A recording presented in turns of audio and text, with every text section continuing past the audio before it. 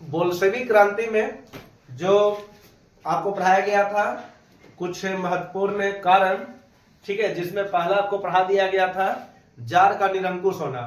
आज उसका दूसरा कारण पढ़ेंगे बोल्शेविक क्रांति में, क्योंकि हम पहले ही बता चुके हैं कि किसी भी क्रांति के पीछे कई कारण होता है और उसी कारणों को हम समझते हैं।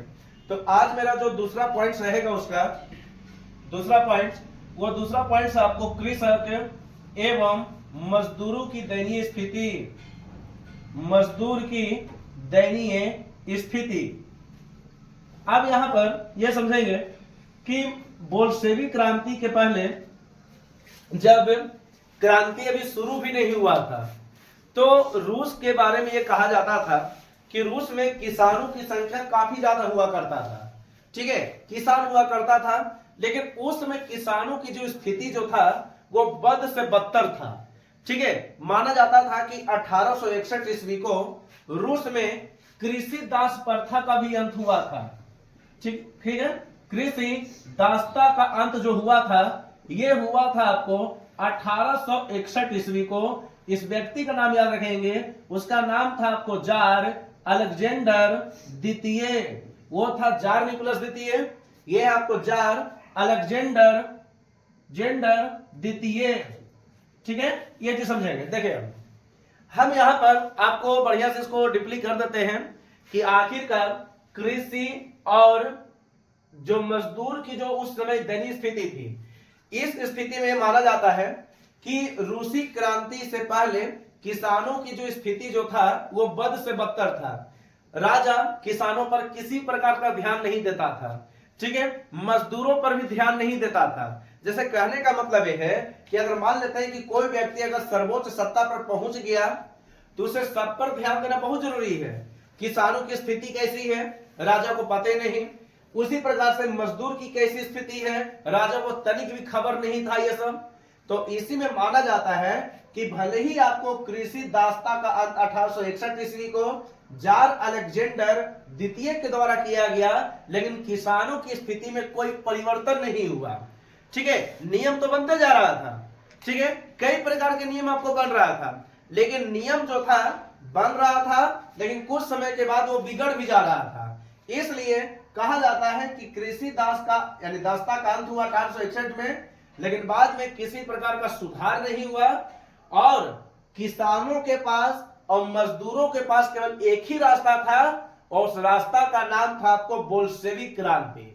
ठीक है, यानी कहने का मतलब यह है कि किसानों की स्थिति और मजदूरों की जो स्थिति थी वो बद से बदतर होने लगी।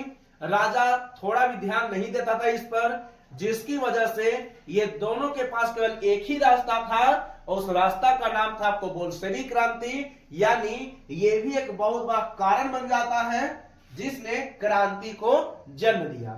उसके बाद एक और टॉपिक आपको बताए थे, उस टॉपिक का नाम था आपको उद्योग की समस्या। उद्योग की समस्या, देखें उद्योग की समस्या। अब रूस अपने आप को उस समय बहुत बड़ा ताकतवर देश कहता भी था और था भी, इसमें कोई भी दो राय नहीं है। लेकिन रूस में यह भी कहा जाता था कि रूस में कई प्रकार की समस्या था। समस्या क्या था? तो यहां पर यह था कि राष्ट्रीय पूंजी का अभाव था। ठीक है, राष्ट्रीय पूंजी का अभाव, यानी माना जाता था ना कि राष्ट्रीय पूंजी जो था ना, यानी अपनी देश की पूंजी, वह बहुत कम था। ठीक है, कहा तो ये कहानी है आपको रूस की, तो रूस की ही कहानी आपको पढ़ना है। कहने का मतलब यह है कि उस समय रूस में पैसा की बहुत ज्यादा कमी था, यानी वहां की मुद्रा जो था वो काफी ज्यादा कमी था। ठीक है, लेकिन रूस का जो राजा हुआ करता था ये विदेशी पूंजी पर ज्यादा ध्यान देता था। ठीक है, विदेशी पूंजी पर ज्यादा ध्यान देता था। राष्ट्रीय पूंजी की कमी था जबकि विदेशी पूंजी पर ज्यादा ध्यान देता था। ठीक है, ज्यादा ध्यान देता था।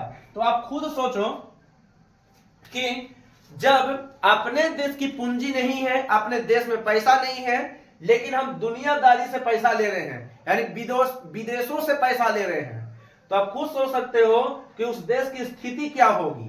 तो यहां पर कहा जाता है कि उद्योग की समस्या एक बहुत बड़ी समस्या था, ठीक है, क्योंकि यहाँ की जनता चाहता था कि हमारे देश में उद्योग हो, रूस में उद्योग हो, लेकिन रूस के जो राजा था, आपको शुरुआती टॉपिक में आपको पढ़ा दिए थे कि खर्चीला बहुत ज्यादा था, खर्चा वहां पर करना नहीं जानता था जहां पर होना चाहिए, लेकिन अगर कोई व्यक्ति राजा की तारीफ करता था तो खर्चा वहां पर करता था, जो कि एक प्रकार से माना जाए तो अच्छा नहीं है।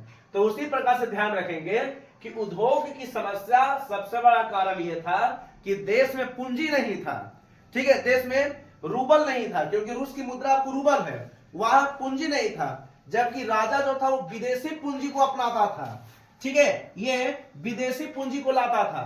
तो जब विदेशी पूंजी आएगा, हम दूसरे देश से जब पैसा लाएंगे, ठीक है, दूसरे देश से हम जब पूंजी लाएंगे तो दूसरे देश के रूप से ही चलेंगे, वह जैसा बोलेगा वैसा करना होगा, ठीक है। जैसे आप इसको समझो बढ़िया से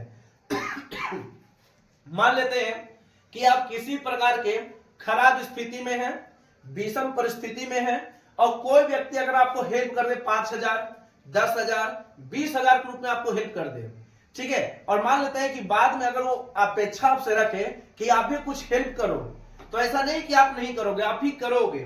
तो देखो, विदेशी पूंजी पर ध्यान इसको ज्यादा था, रूस को दुनिया से विदेशी पूंजी लेता था, तो दुनिया भी इससे, यानी जितने भी देश थे जहां से विदेशी पूंजी लेता था ना, वो इससे ज्यादा काम करवाता था। काम कौन करेगा? तो यहाँ का राजा तो करेगा नहीं, यहाँ का लेबर करेगा, यानी मजदूर करेगा, ठीक है। तो ध्यान रखेंगे कि रूस में उद्योग की समस्या भी बोल्शेविक क्रांति को जन्म देने के लिए तैयार रहता है, ठीक है। यही रूस है जो अपने आप को ताकतवर भी कहता था, एक यही रूस है जहां पर कई घटनाओं को अंजाम दिया गया है, ठीक है। यही रूस है जहां पर आपको पूंजी के भी अभाव था, और जिसके कारण यहां की जनता चाहता था कि देश में उद्योग हो, लेकिन राजा इसके विपरीत था, इसका विरोध करता था, क्योंकि कारण यह था कि पूंजी का अभाव था और विदेशी पूंजी पर ज्यादा ध्यान था, ठीक है। तो ध्यान रखेंगे कि बोल्शेविक क्रांति में एक क्रांति की घटना, यानी एक कारण यह भी है उद्योग की समस्या। एक कारण आपको यह भी पढ़ना है जिसमें रूसीकरण की नीति भी आपको पढ़ना है कि ये रूसीकरण की नीति क्या है, ठीक है, रूसीकरण की नीति। चलो, इस रूसीकरण की नीति को समझने के लिए हम इसको समझा देते हैं कि आखिरकार एक रूस है जिसमें आपको रूस में माना जाता था कि एक जाति की संख्या ज्यादा था रूस में, उसका नाम था आपको स्लाव जाति, ठीक है। स्लाव जाति की संख्या ज्यादा हुआ करता था उस समय, ठीक है, स्लाव जाति की जो संख्या हुआ करता था यह ज्यादा था। लेकिन ऐसा नहीं कि किसी भी देश में केवल एक ही जाति होता है, या किसी भी देश में केवल एक ही धर्म होता है, अपवाद में भली हो सकता है, या कोई भी देश किसी एक धर्म को राष्ट्रीय धर्म मान लेता है। लेकिन यहां पर भी आपको समझना है, रूस में एक जाति थी जिसकी संख्या आपको ज्यादा था, उस जाति का नाम था आपको स्लाव। लेकिन यहां पर अन्य जातियां भी थी, अन्य जाति जिसका नाम था आपको पोन, जिसका नाम था आपको जर्मन, जिसका नाम था आपको यहूदी, ठीक है, जिसका नाम था आपको फिन, ठीक है, अन्य जातियां भी हुआ करती थी। जैसे भी तुरंत बताए हैं कि किसी भी क्षेत्र में अगर चले जाएंगे या किसी भी देश में चले जाएंगे तो ऐसा नहीं कि केवल एक ही जाति के लोग रहेंगे, ठीक है। हो सकता है कि पोन भी रहे, यानी रूस में जर्मन भी है, यहूदी भी है, फिन भी है। अब खुद सोचो, देखो, जिस देश में जिस जाति की संख्या ज्यादा रहेगा, ठीक है, इसका बोलबाला ज्यादा चलेगा, ठीक है। बोलबाला का मतलब हो गया कि जैसा चाहेगा वैसा करवाएगा। इसलिए रूसीकरण की नीति में यह कहा जाता है ना कि इसमें अचानक कहा गया कि रूस में जितने भी लोग हैं सब रूसी भाषा बोलेगा, ठीक है। अचानक फैसला लिया गया। देखो फैसला क्या है, इसे फैसला यह है कि अचानक बोला गया कि सभी लोग जितने भी रूस में रह रहा है सभी लोग आपको रूसी भाषा बोलेगा।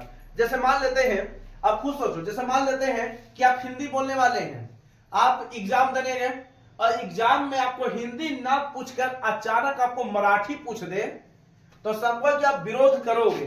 नहीं करोगे, ऐसा थोड़ी कि नहीं करोगे, करोगे ही।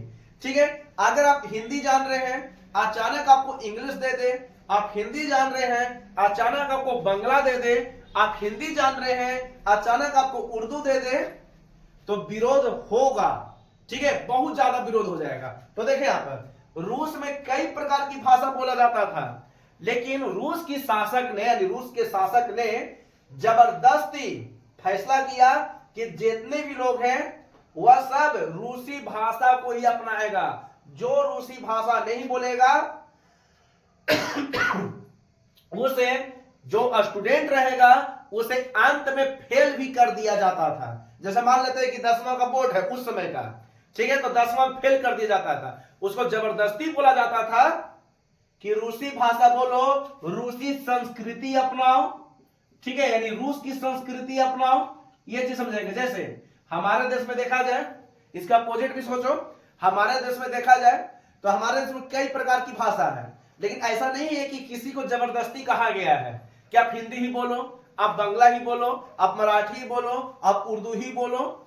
ठीक है, ऐसा नहीं कि किसी को जबरदस्ती कहा गया है। जबकि रूसीकरण की नीति में यह कहा जाता था कि सभी को बोला जाता था कि सभी लोग केवल एक ही भाषा बोलेगा, भाषा का नाम रूसी भाषा, सभी एक ही संस्कृति को अपनाएगा।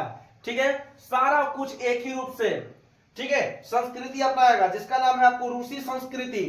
सबको समान अधिकार देने का वादा भले नहीं किया जा रहा था, लेकिन फैसला ही उल्टा पुल्टा लिया जा रहा था।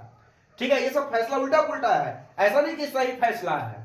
ठीक है, ये चीज समझे। जैसे आप इसके साथ आप खुद को रख के भी देख सकते हो। मान लेते हैं कि आप हिंदी बोल रहे हैं, सरकार अचानक आपको बोल दे कि आपको मराठी बोलना है, अगर आप मराठी नहीं बोलेंगे तो देश से निकाल देंगे। ठीक है, तो आप खुद सोचो कि विरोध नहीं होगा, बहुत बड़ा विरोध हो जाएगा। तो रूस में भी यही घटना घटा। यहां पर स्लाव जाति की संख्या ज्यादा था, लेकिन अन्य जातियां भी थी, पोन था, जर्मन था, यहूदी था, फिन था। यहूदी ऐसे धर्म भी है। ठीक है, और यहां पर अचानक फैसला लिया गया कि जितने भी लोग हैं रूसी भाषा बोलेगा, जो रूसी भाषा नहीं बोलेगा उसे अंततः फेल कर दिया जाएगा, वह स्टूडेंट को।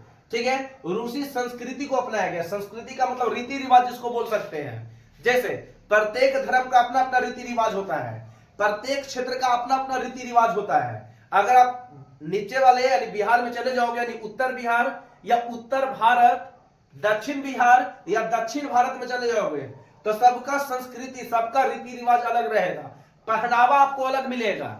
ठीक है, अगर दक्षिण भारत में चले जाओ ना, तो दक्षिण भारत में आपको पहनावा आपको अलग है, जबकि उत्तर भारत में आ जाएंगे तो उत्तर भारत में आपको पहनावा अलग है। ठीक है, ये चीज समझेंगे।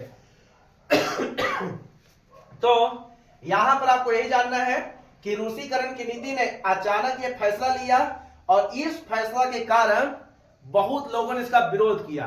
ठीक है, और विरोध के बाद यही हुआ कि लोगों यही बोला, लोग यही बोले कि हम एक क्रांति लाएंगे, और उस क्रांति का नाम था आपको बोल्शेविक क्रांति।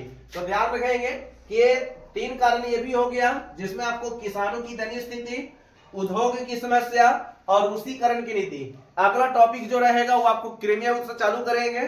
ठीक है, क्रीमिया युद्ध जिसे बेवकूफों का युद्ध भी कहते हैं, जो कि आपको बढ़िया से इसको पढ़ा दिया जाएगा। उसके बाद टॉपिक रहेगा आपको रूस जापान युद्ध, वो दोनों टॉपिक आपको एक साथ पढ़ाया जाएगा। ठीक है, बाकी आप इसको आराम से इसको उतारेंगे।